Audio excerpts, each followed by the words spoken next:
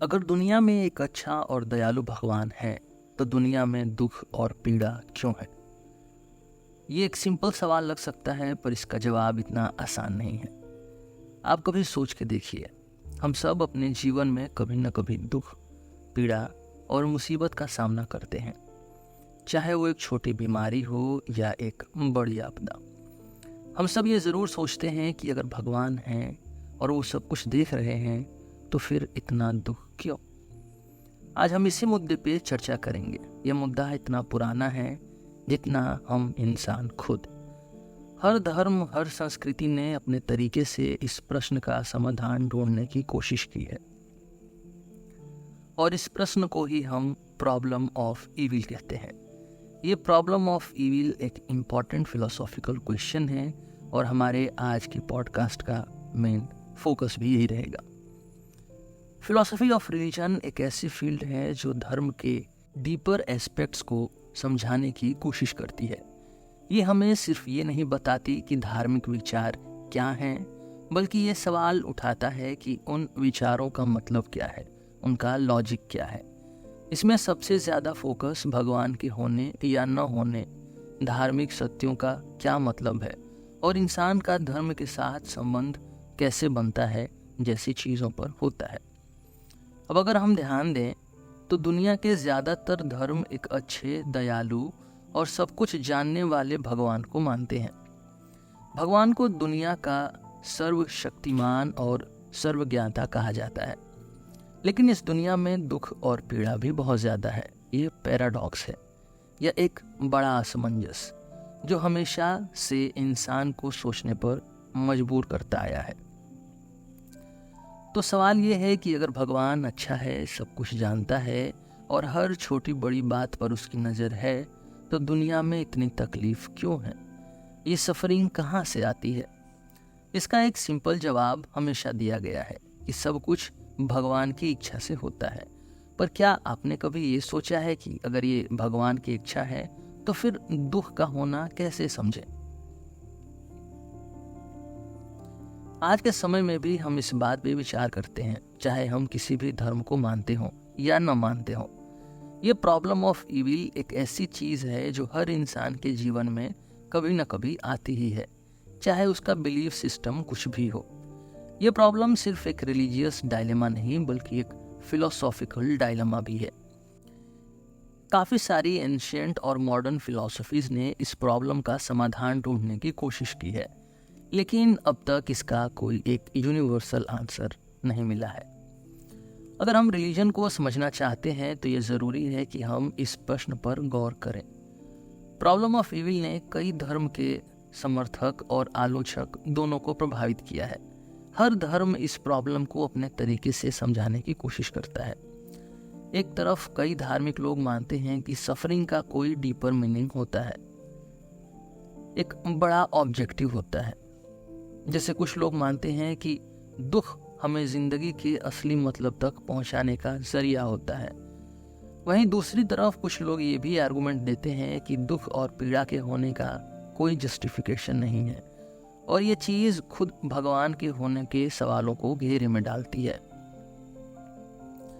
Philosophers ने कई view points दिए हैं। कुछ मानते हैं कि फ्री विल यानी इंसान के पसंद और इरादे का होना इविल का कारण है, जबकि कुछ और मानते हैं कि शायद ये दुनिया इतनी सिंपल नहीं और भगवान को भी कुछ लिमिट्स में काम करना पड़ता है। ये सब बातें हम आगे डिटेल में डिस्कस करेंगे। प्रॉब्लम ऑफ इविल को थोड़ा डिटेल में समझने की कोशिश करते हैं। सबसे पहले हम इविल को डिफाइन करते हैं, क्योंकि ये समझना ज़रूरी है कि इविल या बुराई का मतलब क्या है और कैसे ये इंसान और धर्म के लिए एक बड़ी डायलेमा बन गई है। सबसे पहले हम समझते हैं कि इविल यानी बुराई कितने तरीकों से दुनिया में एग्जिस्ट करती है। ज़्यादातर स्कॉलर्स और फिलोसोफर्स ने इविल को दो कैटेगरीज में डिवाइड किया है, मोरल इविल और नेचुरल इविल। मोरल इविल वो बुराई है जो इंसान के एक्शन से होती है, मतलब जो चीज़ें इंसान अपने इरादे, अपने डिसीजंस की वजह से करता है और जिससे दूसरों को नुकसान होता है, उसे मोरल इविल कहते हैं। जैसे जब कोई इंसान जानबूझकर किसी को दुख पहुंचाता है झूठ बोलता है या चोरी करता है, तो ये सब मोरल इविल के एग्जाम्पल्स हैं। इंसानी हरकतों से होने वाली ये बुराइयों की जिम्मेदार इंसान खुद होता है।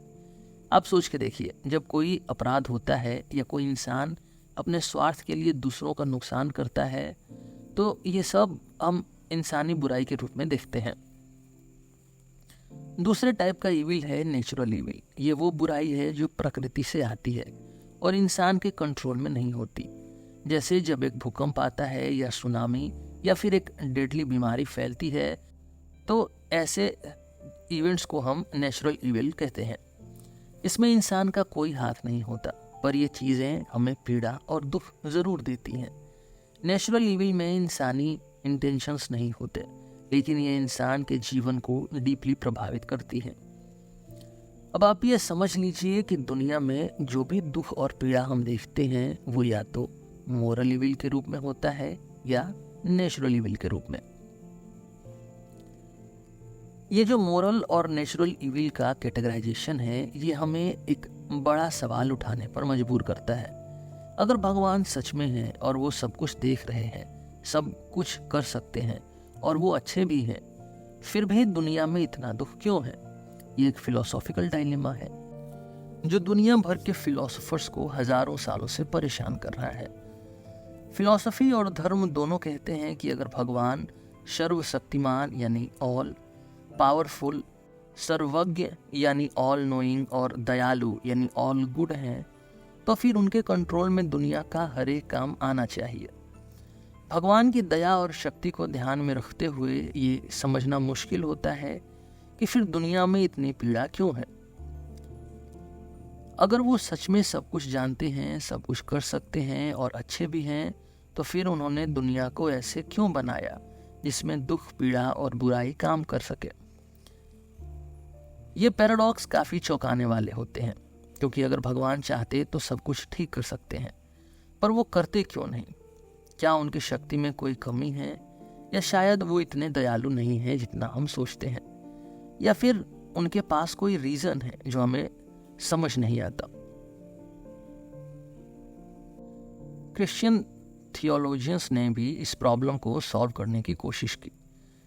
संत अगस्तीन का कहना था कि इविल खुद एक इंडिपेंडेंट चीज़ नहीं होती, बल्कि ये अच्छाई की कमी होती है। उन्होंने इविल को एक गुडनेस की कमी के रूप में डिफाइन किया। अगस्तीन के मुताबिक भगवान ने इविल नहीं बनाया, लेकिन जब इंसान अपने इरादे से अच्छाई का रास्ता छोड़ता है तो इविल की स्थिति बन जाती है। हिंदुइज्म में यह प्रॉब्लम थोड़ा अलग रूप से समझाया गया है। हिंदू दर्शन कहता है कि दुनिया में जो भी दुख है वो कर्म का रिजल्ट होता है। मतलब इंसान जो कर्म करता है उसी का फल उसे मिलता है, अच्छा या बुरा। यानी अगर कोई इंसान बुराई करता है तो उसका अंजाम दुख के रूप में होता है। इस्लाम भी एक यूनिक पर्सपेक्टिव ऑफर करता है। इस्लाम के मुताबिक दुनिया में जो भी दुख होता है वो अल्लाह के इम्तिहान का हिस्सा होता है। अल्लाह दुनिया में इंसानों को टेस्ट करते हैं और दुख और तकलीफ के जरिए उनके ईमान और सब्र की परीक्षा होती है। यानी जो पीड़ा इंसान झेलता है वो एक डिवाइन टेस्ट का हिस्सा होती है। अब आप देखिए, हर धर्म और फिलॉसफी अपने तरीके से इस प्रॉब्लम ऑफ इविल को समझने की कोशिश करती है। अब जब हमने प्रॉब्लम ऑफ इविल को समझ लिया है, हम देखते हैं कि अलग अलग फिलोसोफर्स और रिलीजन्स ने इस कॉम्प्लेक्स इशू का कैसे जवाब दिया है। ये समस्या पुरानी है और कई हजार सालों से लोग इस पे चिंतन करते आ रहे हैं। अलग अलग फिलॉसफीज और रिलीजन्स ने अपने अपने तरीकों से दुख और इविल का समाधान ढूंढने की कोशिश की है। सबसे पहले हम ग्रीक फिलॉसफी का नज़रिया देखते हैं, जो इस प्रॉब्लम को एक क्लासिकल अप्रोच देती है। प्लेटो का कहना था कि ये दुनिया एक इम्परफेक्ट कॉपी है एक आइडियल वर्ल्ड यानी वर्ल्ड ऑफ फॉर्म्स की। प्लेटो के हिसाब से जो कुछ भी इम्परफेक्ट या बुराई के रूप में दिखाई देता है वो इस दुनिया का इनहेरेंट इम्परफेक्शन का हिस्सा है। मतलब ये दुनिया एक परफेक्ट जन्नत जैसी जगह नहीं है और इसी इम्परफेक्शन के वजह से हमें बुराई और दुख दिखाई देता है। प्लेटो ने कहा कि अगर हम इविल और सफरिंग को समझना चाहते हैं तो हमें अपने हायर सेल्फ और नॉलेज को परस्यू करना होगा। ताकि हम अपने आप को उन ट्रू रियलिटी से कनेक्ट कर सकें जो इस इम्परफेक्ट वर्ल्ड के ऊपर है। एपिक्यूरस ने प्रॉब्लम ऑफ इविल को एक शार्प फिलोसॉफिकल पैराडॉक्स के रूप में फ्रेम किया। उनका कहना था कि अगर भगवान सच में सर्वशक्तिमान, सर्वज्ञ और दयालु हैं तो इविल का होना लॉजिकली इम्पॉसिबल है। एपिक्यूरस ने अपना आर्गुमेंट ये बनाया था कि अगर भगवान इविल को रोक नहीं पाते तो वो पावरफुल नहीं है, और अगर वो रोकना नहीं चाहते तो वो अच्छे नहीं है। इस लॉजिक के थ्रू एपिक्यूरियन पैराडॉक्स एक ऐसी पजल बन गई जो आज तक फिलोसोफर्स को सोचने पर मजबूर करती है। अब हम प्रॉब्लम ऑफ इविल के एक बहुत ही बड़े जवाब को देखेंगे, द फ्री विल डिफेंस। इस आर्गुमेंट के अनुसार दुनिया में बुराई और दुख इसलिए होते हैं क्योंकि इंसानों के पास फ्री विल है, यानी अपने डिसीजंस खुद लेने की आज़ादी। फ्री विल को समझना इम्पॉर्टेंट है क्योंकि ये आर्गुमेंट ये बताता है कि भगवान ने इंसानों को अपनी मर्जी से अच्छा या बुरा चुनने की आज़ादी दी है, और इसी वजह से दुनिया में इविल एग्जिस्ट करती है।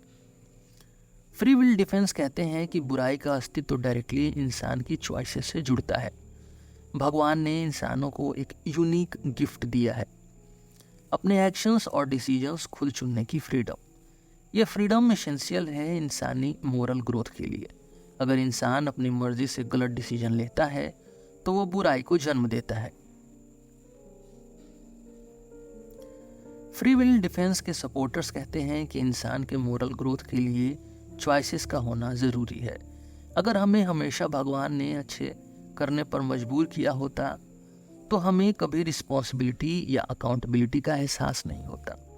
अगर आप एक बच्चे को हमेशा उसके पेरेंट्स के डिसीजंस पर चलने को कहेंगे तो वो कभी मैच्योर नहीं हो पाएगा।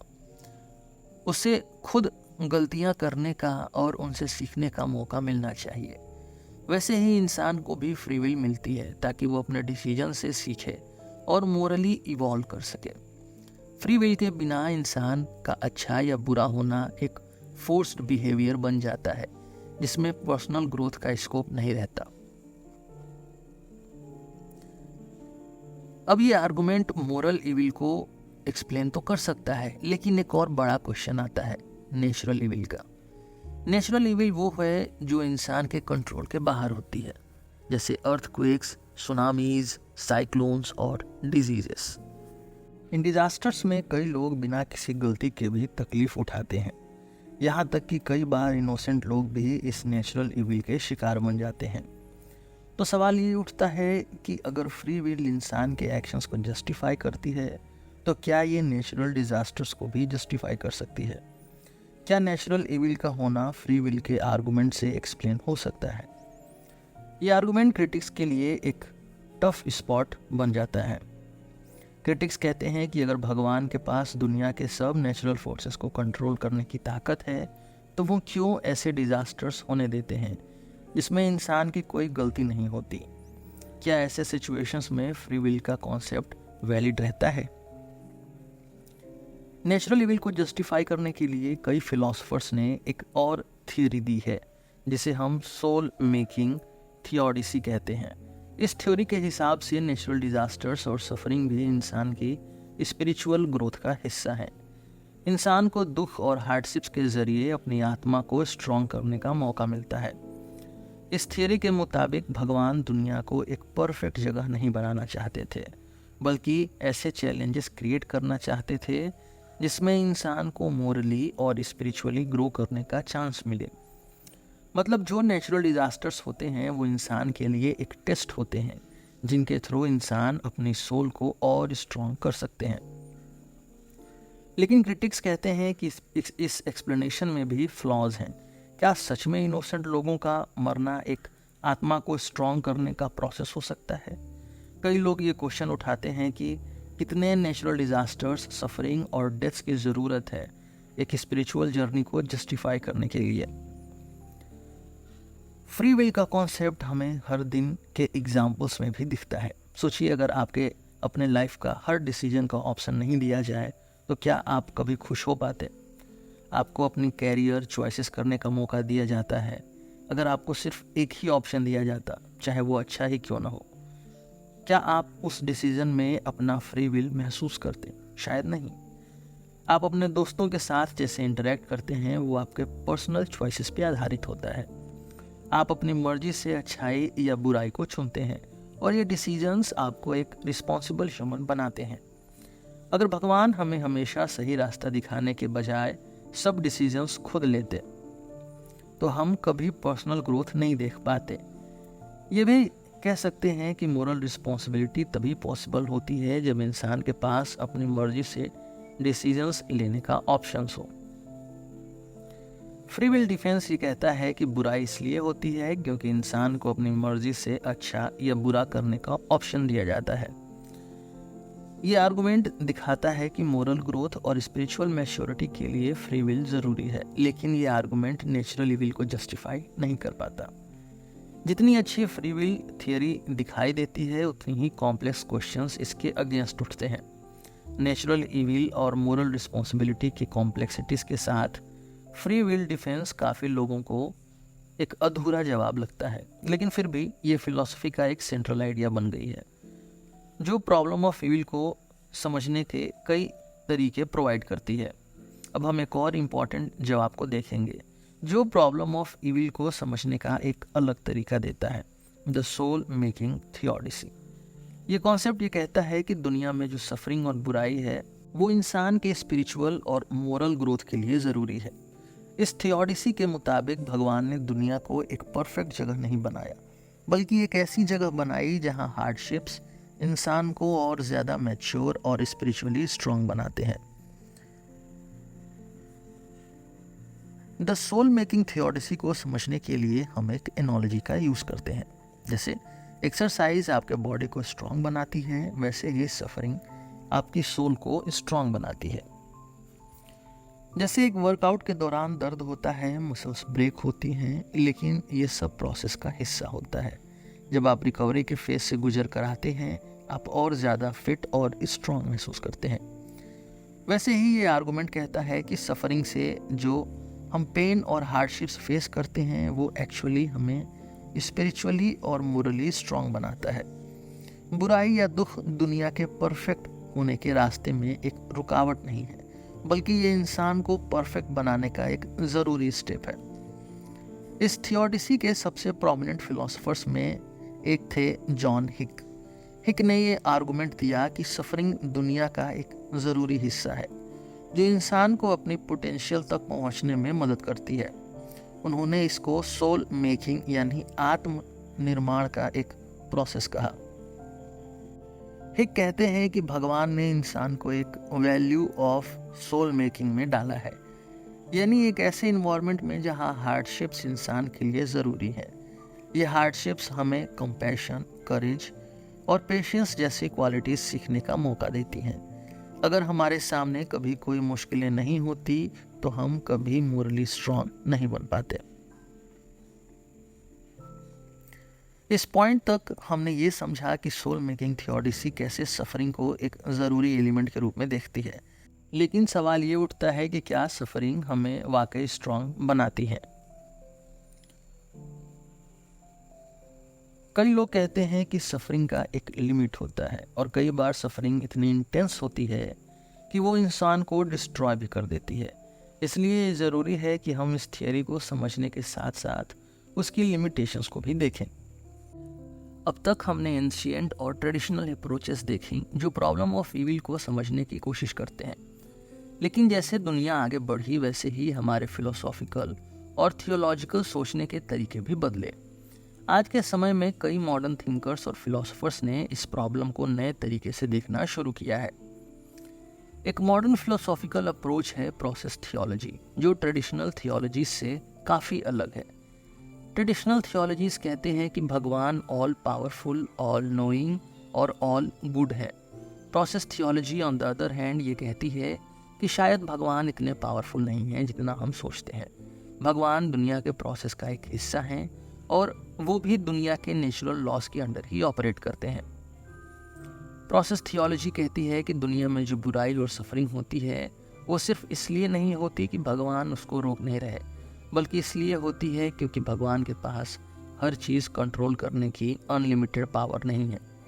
भगवान दुनिया में हर एक इंसान के साथ कॉन्टिन्यूसली काम कर रहे हैं, उन्हें बेटर बनाने की कोशिश कर रहे हैं, लेकिन वो नेचर के लॉस को हर बार नहीं तोड़ सकते। इस थ्योरी के मुताबिक भगवान दुनिया को परफेक्ट बनाने की कोशिश कर रहे हैं, लेकिन दुनिया में जो भी नेचुरल प्रोसेसेस चल रहे हैं, जैसे डिजास्टर्स, डिजीजेस, उन पर भगवान का फुल कंट्रोल नहीं है। एक और मॉडर्न थॉट ये कहता है कि भगवान दुनिया के नेचुरल लॉस के अंडर काम करते हैं। भगवान ने शायद दुनिया को एक स्पेसिफिक स्ट्रक्चर में बनाया है जहां हर चीज के पीछे एक नेचुरल लॉ है, जैसे ग्रेविटी का लॉ और the law of cause and effect. इस व्यू के मुताबिक अगर भगवान नेचुरल लॉस को तोड़कर हर बार इंटरवीन करें तो दुनिया में कोई भी कंसिस्टेंसी नहीं होगी। हर एक काम, हर एक प्रोसेस अनप्रेडिक्टेबल हो जाएगा। आज के थियोलॉजियंस ये कहते हैं कि भगवान दुनिया को कंट्रोल करने के बजाय दुनिया के रूल्स के अंदर रहकर काम कर रहे हैं, और इसलिए कई बार सफरिंग को वो रोक नहीं सकते, चाहे वो चाहें या ना चाहें।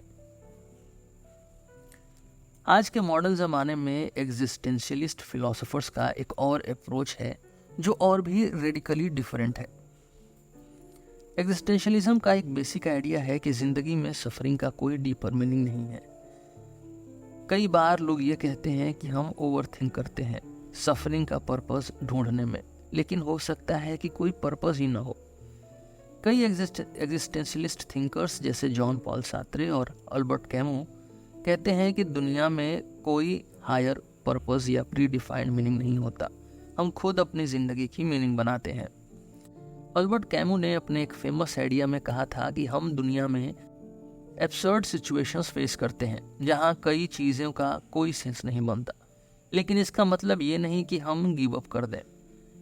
कैमू कहते हैं कि हमें इस एब्सर्डिटी के अगेंस्ट अपना रास्ता खुद बनाना होता है और अपने जीवन में मीनिंग क्रिएट करना होता है, चाहे सफरिंग का कोई इनहेरेंट मीनिंग हो या ना हो। कई फिलोसोफर्स और थियोलॉजियंस ये मानते हैं कि इविल का होना शायद इसलिए ज़रूरी है क्योंकि वो ग्रेटर गुड को जन्म देती है। मतलब कुछ बुरा होने से कभी कभी कुछ अच्छा निकल कर आता है। ये आइडिया कई रिलीजियस ट्रेडिशंस में भी पाया जाता है। जैसे कई बार कहते हैं कि सफरिंग एक टेस्ट होता है जो आपको और स्ट्रॉन्ग बनाता है, या एक बुरी घटना किसी बड़े और अच्छे परिवर्तन का कारण बन सकती है। लेकिन इस क्वेश्चन का कोई क्लियर आंसर नहीं है। कई फिलोसोफर ये मानते हैं कि कभी कभी बुराई से अच्छी चीज़ें निकल कर आती हैं, लेकिन इसका मतलब ये नहीं है कि हम हर बुराई को जस्टिफाई कर दें। ग्रेटर गुड का आर्गुमेंट कभी कभी अट्रैक्टिव लगता है, लेकिन बुराई का दुख और तकलीफ हमेशा वैलिड रहती है, चाहे उसके बाद जो भी आउटकम आए। अब तक इस पॉडकास्ट में हमने ये समझा कि इविल दो टाइप के होते हैं, मोरल इविल और नेचुरल इविल। मोरल इविल जो ह्यूमन एक्शन से होता है, जैसे वायलेंस, क्राइम या वॉरफेयर। नेचुरल इविल जो नेचर के कारण होता है, जैसे अर्थक्वेक्स, फ्लड्स या डिजीजेस। फिर हमने ये समझा कि फिलोसॉफिकल डायलेमा ये है कि अगर भगवान ऑल पावरफुल, ऑल नोइंग और ऑल गुड है तो दुख और सफरिंग दुनिया में क्यों होती है। हमने कई हिस्टोरिकल और मॉडर्न अप्रोचेस डिस्कस किए। एंशिएंट ग्रीक फिलोसोफर से लेकर क्रिश्चियन थियोलॉजियंस तक हर किसी ने अपने अपने तरीके से इविल को समझाने की कोशिश की। हिंदुइज्म, क्रिश्चियनिटी और इस्लाम के रिलीजियस आइडियाज़ को हमने देखा। इसमें कर्म, धर्म और लाइफ एज अ टेस्ट का कॉन्सेप्ट शामिल था। फिर हमने फ्री विल डिफेंस और सोल मेकिंग थियोडिसी को डिस्कस किया। इसमें ह्यूमन फ्रीडम और मोरल ग्रोथ के कॉन्सेप्ट को समझाया गया। फाइनली हमने मॉडर्न अप्रोचेस जैसे प्रोसेस थियोलॉजीज और एग्जिस्टेंशियलिस्ट व्यूज़ को देखा, जहां शायद सफरिंग का कोई डीपर मीनिंग नहीं है और ह्यूमंस को अपना खुद का मीनिंग क्रिएट करना पड़ता है। सारे क्वेश्चंस का सेंट्रल फोकस यही था, why does suffering exist in a world governed bye a good God. ये एक ऐसा सवाल है जो लोग हर कल्चर, हर समय और हर रिलीजन में पूछते आए हैं, पर शायद इसका एक फाइनल और क्लियर आंसर मिलना मुश्किल है। क्या सफरिंग सिर्फ एक टेस्ट है? क्या फ्री विल का होना सफरिंग को एक्सप्लेन करता है, या शायद दुख और तकलीफ इंसान के स्पिरिचुअल ग्रोथ के लिए ज़रूरी है? ये क्वेश्चंस का आंसर सब लोग अपने अपने बिलीफ्स और फेथ के हिसाब से देते हैं। कई लोग इसको भगवान के क्रिएटर प्लान का हिस्सा मानते हैं, तो कई ये समझते हैं कि शायद दुनिया में सब कुछ परफेक्ट नहीं है और सफरिंग का होना एक नेचुरल पार्ट ऑफ एग्जिस्टेंस है। आज के लिए बस इतना ही। मिलते हैं आपसे एक नए एपिसोड में एक नए टॉपिक के साथ। मेरा नाम है रोहित और आप सुन रहे थे सिलेबस विद रोहित। धन्यवाद।